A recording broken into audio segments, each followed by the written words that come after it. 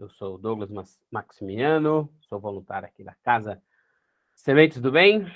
É um prazer estar aqui para a gente realizar, o nosso evangelho. Que a paz do nosso Mestre continue a nos envolver hoje e sempre em nossos lares.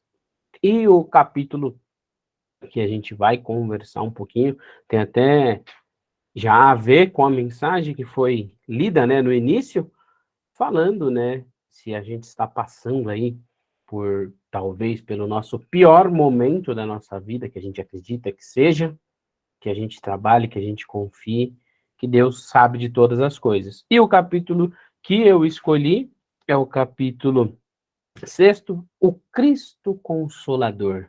E aí ele vai começar com o jugo suave, que diz: vinde a mim, todos vós que sofreis e que estáis sobrecarregado, e eu vos aliviarei. Tomai meu jugo sobre vós e aprendei de mim, que sou brando e humilde de coração, e encontrareis o repouso de vossas almas, porque meu jugo é suave e o meu fardo é leve. Mateus, capítulo 11, versículo 28, 29 e 30. E aí, a gente se encontra muitas vezes, um pouco talvez desorientados, perdidos, sem saber o que o futuro nos reserva. E se a gente for pensar lá atrás nos ensinamentos de Jesus, naquela época, aonde muito se falava, e até hoje a gente estuda as parábolas de Jesus, muitos ensinamentos, muitas reflexões podemos tirar dessas parábolas. A doutrina espírita, ela vem como o consolador prometido. Porque Jesus nos disse, que mesmo após a sua partida, que nós não iríamos ficar desamparados, que nós não iríamos não ter como acessar os seus ensinamentos. E aí, nesse capítulo mesmo, ele vem nos falar, que o Consolador prometido vem através do Espírito da Verdade, que para quem conhece já um pouco da doutrina e para quem não conhece, e se quiser saber mais perguntas e respostas que foram dadas pelo Espírito da Verdade, a gente tem aqui, o nosso livro, o Livro dos Espíritos. Para quem não conhece, são perguntas, e respostas através do Espírito da Verdade. Porque muitas vezes nessas aflições da vida, às vezes a gente nos perguntamos, poxa, por que que isso está acontecendo comigo? Por que determinados obstáculos, determinadas dificuldades acontecem na minha vida e eu me julgo, uma pessoa boa, uma pessoa que auxilia o próximo, uma pessoa honesta, que aparentemente não tenha nada de errado que eu tenha feito para estar acontecendo isso comigo. E a gente às vezes se questiona, e nesses questionamentos, muitas vezes nos revoltamos, ou nos decepcionamos, ou nos afastamos dos ensinamentos de Deus, dos ensinamentos de Jesus. E uma coisa é certa, toda vez que a gente se afasta dos ensinamentos de Jesus, toda vez que a gente se afasta, do Evangelho, a gente vai acabar sofrendo. Muitas vezes para nos retornar, para nos relembrar daquilo de que aprendemos, e muitas vezes é um período que a gente precisa. E lá no Livro dos Espíritos, para esse tema, na pergunta 1003 e 1004, que vai falar das durações das penas futuras. Porque sempre quando estamos em momentos de dificuldade, para nós que estamos vivendo essa dificuldade, parece que não vai ter fim, parece que não vai passar, parece que o nosso problema é o maior dos problemas, a gente acaba se voltando muito apenas para nós. E aí, nessa pergunta 1003, ele vem perguntar o seguinte: a duração dos sofrimentos do culpado na vida futura é arbitrada ou subordinada a alguma lei. Porque dentro da doutrina, nós aprendemos que temos múltiplas existências. E aí, dentro desse capítulo, Cristo Consolador, ele vem nos falar, né, que através dessas múltiplas existências, nós iremos nos melhorar, nós iremos nos depurar, para nos tornar espíritos bons, para nos tornarmos pessoas melhores, que é o nosso destino, que é o que a gente veio fazer aqui, né, nessa encarnação, que é servir ao nosso próximo, que é nos melhorar. Mas se eu estou com essa dificuldade, com esse problema, e parece que esse problema não vai ter solução, ou que nunca vai acabar, quanto tempo, né? Será que realmente isso, Deus está olhando, né, para mim? Será que Deus não tem mais coisas mais importantes a fazer do que prestar atenção em mim que estou sofrendo aquela determinada dificuldade? E aí, dentro da própria dessa própria passagem aqui do Evangelho, ele diz, né, que Deus cuida e observa todas as suas criações. Então, por mais difícil que esteja sendo a situação, saibamos que não estamos sozinhos.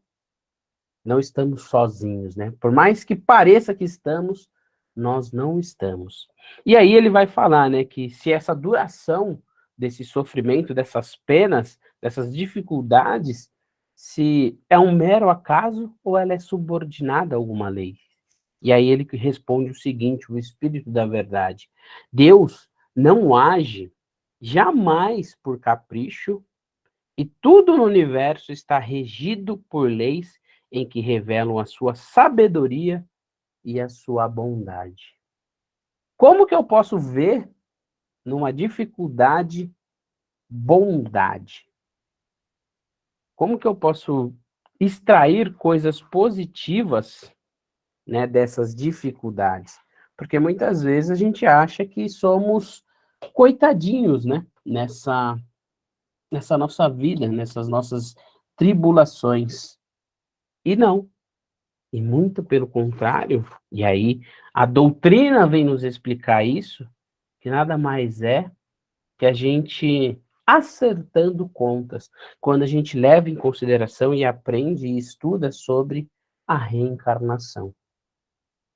E aí, a segunda pergunta que ele faz, que é a pergunta 1004, sobre o que está baseada a duração do sofrimento do culpado. Pergunta 1004, né, vai falando sobre esse sofrimento. Então, que a gente tem que ir de acordo com nossa depuração.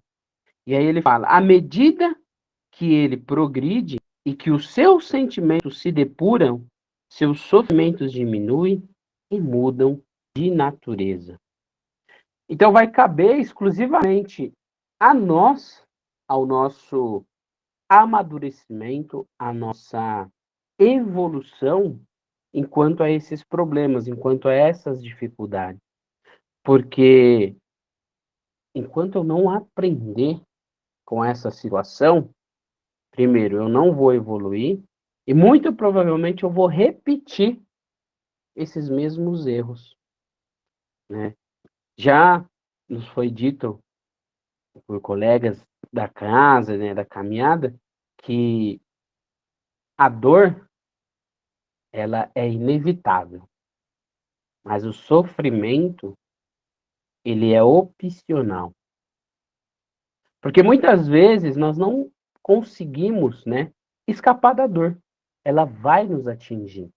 Algo vai nos machucar, vai doer. Só que o quanto eu vou ficar remoendo, o quanto eu vou ficar lembrando disso, vai ser a minha escolha. Vai partir de mim. Porque a partir do momento que eu entendo que aquilo aconteceu, que eu consigo amadurecer, eu consigo evoluir e eu consigo, talvez, não mais lembrar daquela situação com o sofrimento, e aí eu consigo sair um pouco daquilo e superar essa situação, eu consigo parar de sofrer, eu consigo parar de se fazer de vítima, de ser o coitadinho. Em, em determinada ocasião, né, eu fui dar uma aula numa escola de aprendiz do Evangelho, e uma das alunas comentou que por muitos e muitos anos ela se via como vítima, que ela era uma mãe e tinha o filho dela com necessidades especiais. E ela achava que todo mundo, né, tinha que ver ela, nossa, tadinha, né? Poxa, por que que ela aconteceu isso com ela, aconteceu com o filho dela? E ela se enxergava assim. E depois ela na escola, dentro da doutrina, estudando, aprendendo, e ela mesmo se modificando, ela aceitou a situação e parou de ficar sofrendo com isso e começou a enxergar a vida de uma forma diferente. Porque, por mais que nós tenhamos a doutrina, por mais que o fardo com Jesus seja leve, nós temos que fazer a nossa parte. Não vai adiantar nada a gente apenas ficar reclamando, né? Reclamação não resolve problema algum. E aí também, lá no Livro dos Espíritos, né? Na pergunta 919, tem muito também a ver com o que a gente está conversando, que diz, né? Qual é o meio prático e mais eficaz para se melhorar nesta vida e resistir aos arrastamentos do mal? E a resposta: um sábio da antiguidade vos disse: conhece-te a ti mesmo. Compreendemos toda a sabedoria dessa máxima, porém, a dificuldade está precisamente em se conhecer a si mesmo. Qual é o meio de conseguir? Fazei o que fazia da minha vida sobre a terra. Ao fim de toda a jornada, eu interrogava minha consciência, passava em revista o que fizera e me perguntava se não faltara algum dever, se ninguém tinha nada a se lamentar de mim. E aí, quem diz isso nessa pergunta, que dá essa resposta, é Santo Agostinho. Então, se eu quero entender o que está acontecendo comigo, né, devido às dificuldades, devido às provas que estão na minha vida, será que eu estou me reconhecendo? Será que eu estou me conhecendo? Será que eu estou parando, assim como Santo Agostinho, refletindo? Como que eu estou vivendo isso? O que que eu tenho que aprender com isso? Como que eu vou sair desse aprendizado? E diante de tudo isso, eu ainda estou pensando no meu próximo? Ou será que eu estou imerso nos meus problemas e pensando apenas em mim? Então, olha só, quando a gente fala que o Cristo é o nosso consolador, nós também temos a nossa parte nisso, para a nossa evolução. E nesse capítulo, uma parte que eu gosto muito, que é um dos nossos grandes mandamentos que a gente tem que seguir, que é o que ele diz: Espíritas, amai-vos, eis o primeiro ensinamento. Instruí-vos, eis o segundo. Todas as verdades se encontram no cristianismo. Os erros que nele se enraizaram são de origem humana. E eis que, além do túmulo, que acreditáveis o nada, vozes vos clamam, irmãos, nada perece. Jesus Cristo é o vencedor do mal. Sede os vencedores da impiedade. O Espírito da Verdade em Paris, 1860.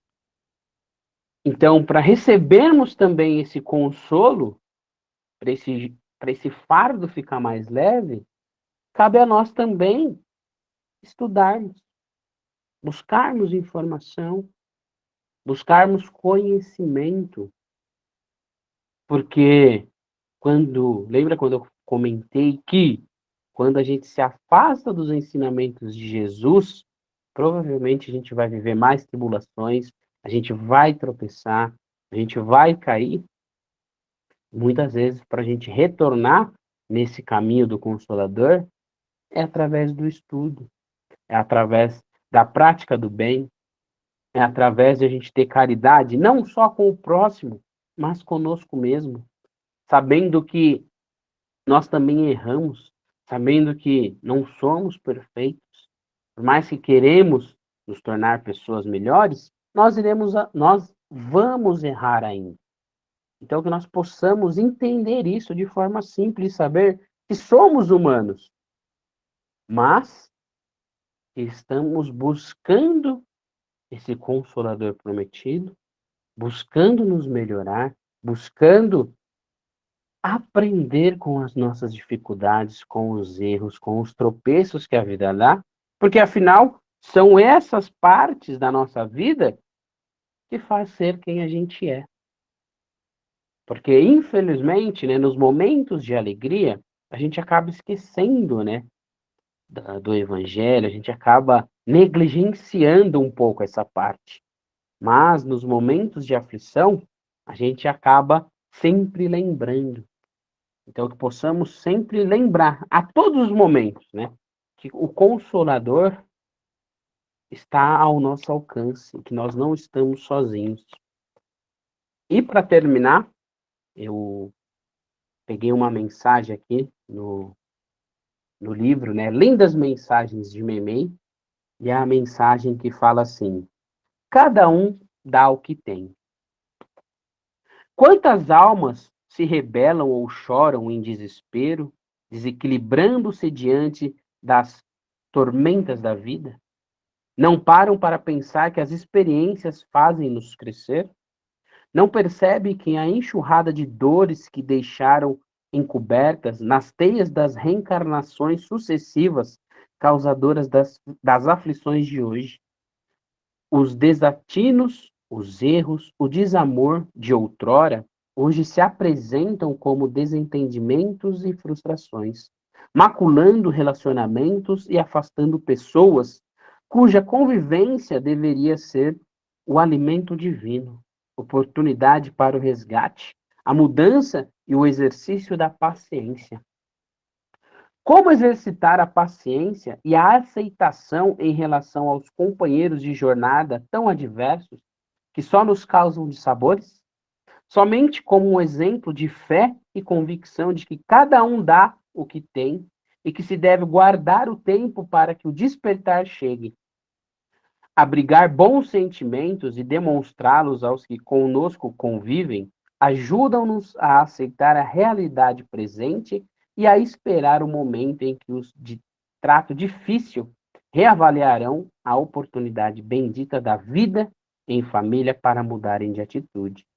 Nos momentos de duras provas, entrar em retiro espiritual, como recomenda Jesus, orando para receber o manancial de bênçãos que ele nos legou com o seu evangelho de consolação e esperança.